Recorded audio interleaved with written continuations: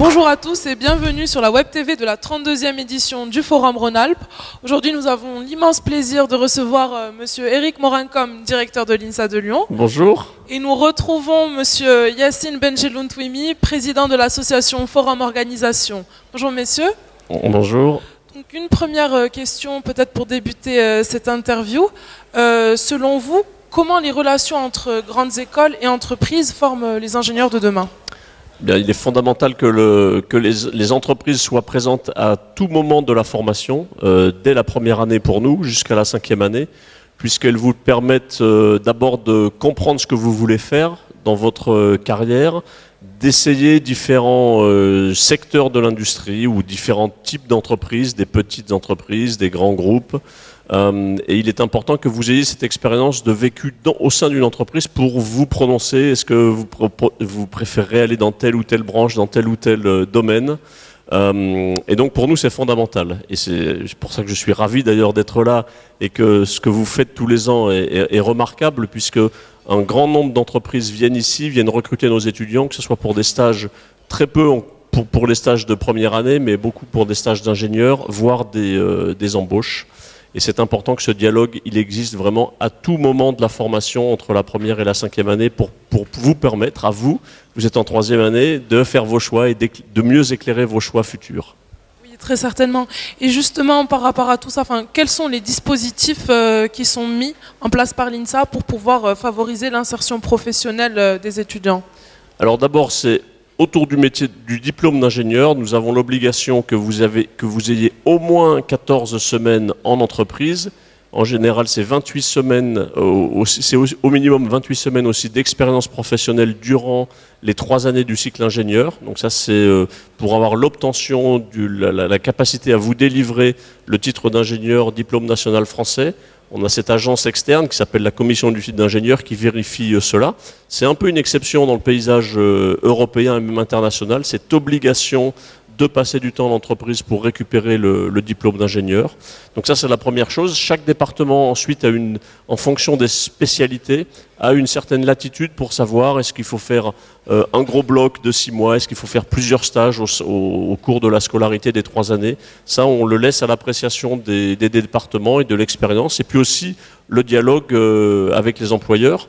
Et puis enfin, une chose qui commence à se développer beaucoup, et là on vient d'apprendre il y a quelques semaines qu'on pouvait ouvrir une 5e filière en apprentissage, c'est l'alternance. C'est-à-dire que les étudiants n'ont plus le statut d'étudiant mais le statut d'apprenti, donc ils sont embauchés par l'entreprise pour 3 ans et ils alternent séjour en entreprise, séjour à l'INSA.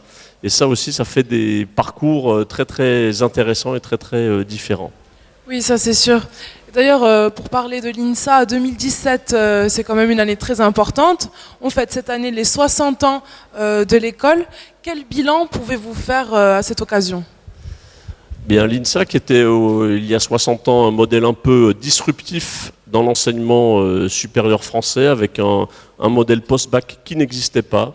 Donc les fondateurs de l'INSA, le recteur Capel et Gaston Berger. Gaston Berger qui était un industriel, qui est ensuite devenu philosophe, c'est lui qui a inventé la notion de prospective, donc comment est-ce qu'on se projette dans 50 ans ou dans 100 ans, et puis qui a ensuite été directeur général de l'enseignement supérieur. Et il a fait 2 choses qui sont fondamentales dans l'enseignement supérieur français. En 1956, il a fondé les IAE, Institut d'administration des entreprises, donc avec cet esprit de professionnalisation des étudiants pour aller administrer des entreprises. Et puis l'année suivante, l'INSA, Institut national des sciences appliquées, qui était aussi un modèle complètement nouveau. Et ce modèle complètement nouveau, il est extrêmement d'actualité, notamment sur les choses qu'il nous enseignait il y a 60 ans, c'est-à-dire le fait de faire des ingénieurs qui soient citoyens, qui réfléchissent sur l'impact sur la société qu'ils auront par les avancées technologiques qu'ils vont inventer et qu'ils vont découvrir. C'est toujours d'actualité. L'ouverture aux sciences humaines et sociales dans la formation, c'était une exception il y a 60 ans. Maintenant, toutes les écoles d'ingénieurs s'y sont mises.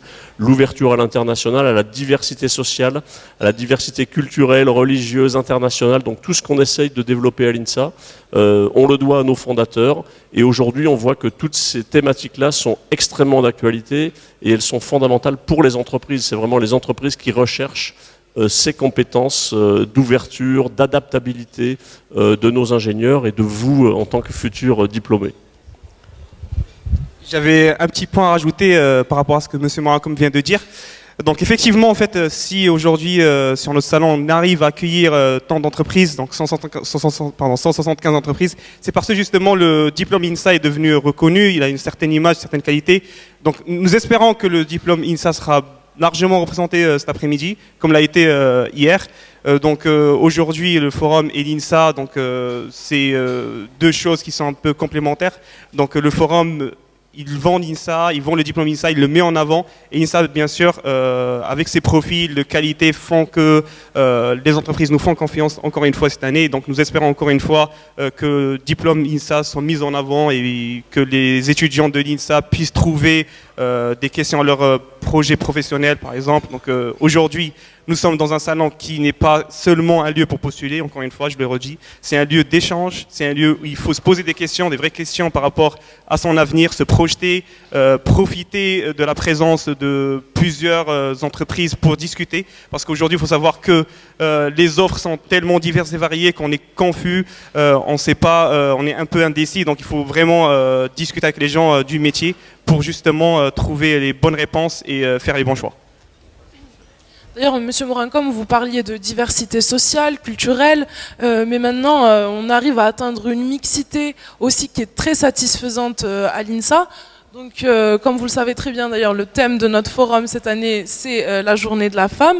L'INSA de Lyon fait partie des écoles avec la plus haute proportion de filles.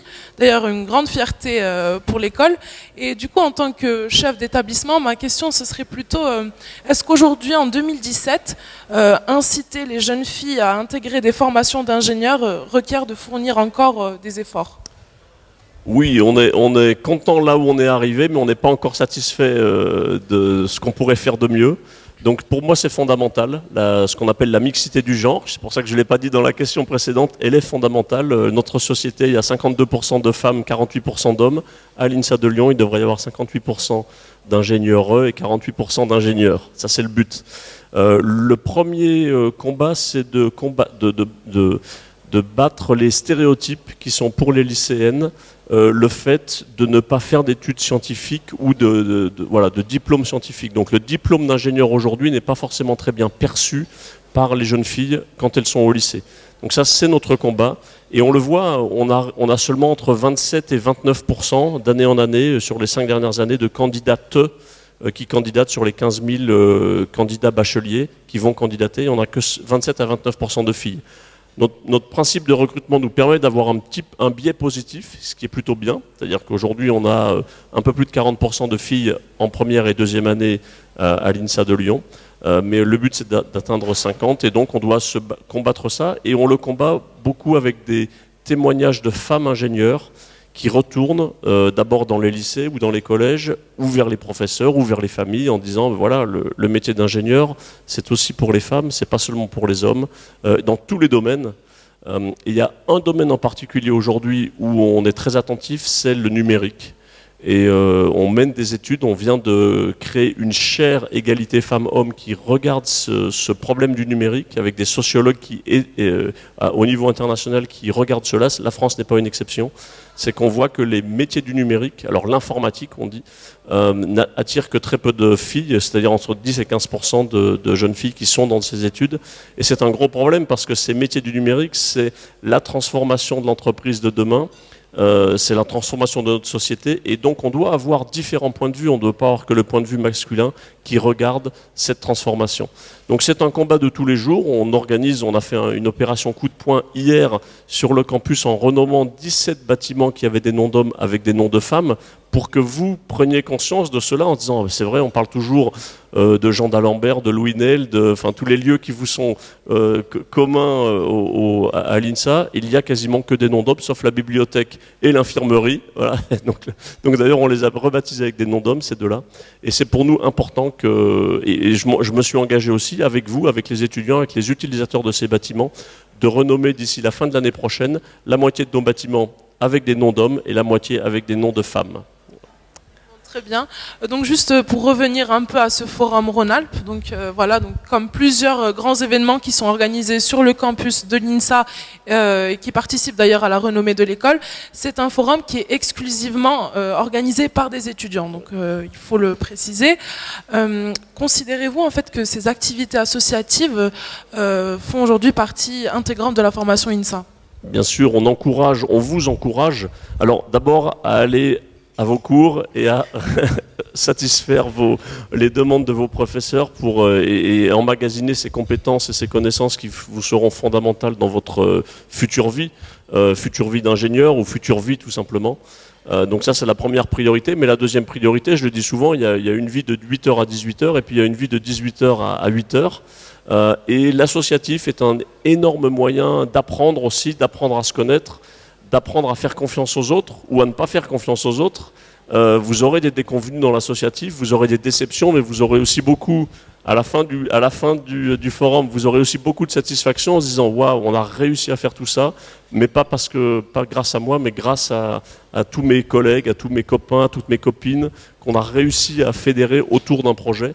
Et ça, c'est ces compétences transverses qui sont fondamentales dans le métier d'ingénieur, parce que l'ingénieur ne travaille jamais tout seul. C'est pas un chercheur tout seul dans son laboratoire, et même un chercheur ne travaille jamais tout seul dans son laboratoire d'ailleurs. Mais ces compétences que vous apprenez, elles sont fondamentales. Donc nous, on vous encourage. La vie aussi en communauté sur le campus, elle est aussi très importante pour que vous vous confrontiez à l'autre. Et même si vous n'appréciez pas ces différences de point de vue, d'apprendre à vivre avec. Pour moi, c'est important de cette confrontation des idées, des cultures. Elle est fondamentale. Et l'associatif, il y répond. Il y répond ensuite parce qu'il n'est pas noté par des pairs il est noté par vos pairs, qui sont pairs PAIR, qui sont les étudiantes et les étudiants, et non pas par vos professeurs. Donc à un moment donné, c'est votre engagement personnel, c'est votre responsabilité personnelle que vous allez mettre en avant dans ces projets associatifs. Donc moi, je suis ravi d'abord de l'organisation du forum tous les ans, à cette date régulière, avec ce succès que l'on connaît. On comprend la pression que vous avez aussi. Et puis d'autres, évidemment, des manifestations plus festives, des manifestations plus technologiques, des associations plus technologiques, des associations sportives. Donc toute association va vous permettre de développer quelque chose que vous avez en vous, mais que vous ne savez pas forcément aujourd'hui. Oui, c'est vrai qu'il y a une grande diversité d'associations sur le campus, donc il y en a vraiment pour tous les goûts. Monsieur Benjeloun. Moi, je considère que l'associatif devrait faire partie de la formation des élèves ingénieurs aujourd'hui. Pourquoi? Parce que tout simplement, c'est des activités qui sont parascolaires et qui nous permettent d'apprendre plus sur nous-mêmes, de découvrir certains aspects qu'on n'a pas pu découvrir en suivant des cours normaux. Donc, je pense que je ne suis pas décisionnaire là-dessus, mais il faudrait quand même pousser dans ce sens et faire en sorte qu'il y ait des crédits d'associatifs à valider, parce que c'est vraiment très important. D'ailleurs, plusieurs autres pays l'ont rapidement compris. On parle du Canada où c'est obligatoire de faire partie d'une association. Et donc voilà, c'est une mentalité quand même à développer, c'est un esprit nouveau à développer, et je pense qu'on a plus à y gagner qu'à y perdre, parce que c'est des activités qui sont très intéressantes. On peut être actif dans tous les domaines où on souhaite être actif. Et donc voilà, il faut vraiment encourager les jeunes à donner, parce qu'en étant jeune, on a des idées, on a tous envie de faire des choses, mais les gens ne se rappellent malheureusement que de ce qu'on a réalisé. Et donc il faut un moyen de mettre en action et mettre en application ce qu'on veut faire, c'est de, par exemple, intégrer une association qui nous permette justement, qui nous donne un cadre pour qu'on puisse réaliser réaliser nos idées et puis nos projets. Exactement, tout à fait, Yacine Benjeloun. Donc une dernière petite question avant de nous séparer. L'INSA a récemment adhéré au projet IDEX.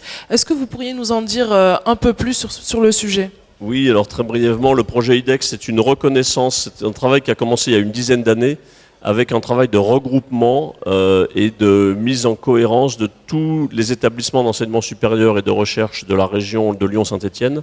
Donc on vient d'avoir cette labellisation initiative d'excellence comme 8 autres villes ou sites en France. Donc ça, c'est une grande fierté que l'INSA soit là, et je pense qu'on a eu l'IDEX grâce à l'INSA et à cause de l'INSA également. C'est important dans le paysage.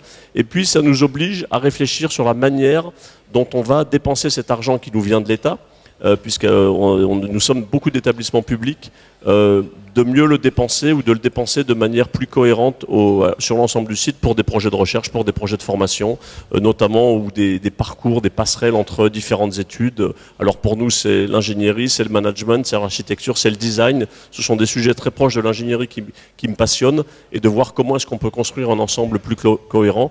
Donc là, on a quelques années devant nous où on va travailler d'arrache-pied. On a déjà travaillé beaucoup sur la recherche, maintenant aussi beaucoup sur la formation et sur la structuration, mais toujours en faisant briller, je dis souvent, les deux couleurs qui nous animent ou les deux nationalités qui nous animent. Nous sommes INSA et nous sommes à Lyon. Et ces deux nationalités ou ces deux marques, elles ont des valeurs qui sont importantes à défendre. Et donc moi, je m'attache à toujours défendre les valeurs de l'INSA et les valeurs du fait que vous soyez à Lyon, qui est une belle capitale européenne. Ce sont deux nationalités, comme vous le dites, qui sont très cohérentes. Donc voilà, on a pu l'observer tout au long de notre scolarité à l'INSA. En tout cas, merci beaucoup d'avoir été avec nous aujourd'hui. Merci à vous et félicitations encore pour l'organisation de ce forum. Merci beaucoup. Quant à vous qui nous suivez, vous pourrez retrouver toutes nos interviews et toutes nos vidéos sur notre chaîne YouTube Forum Organisation. Merci de nous avoir suivis.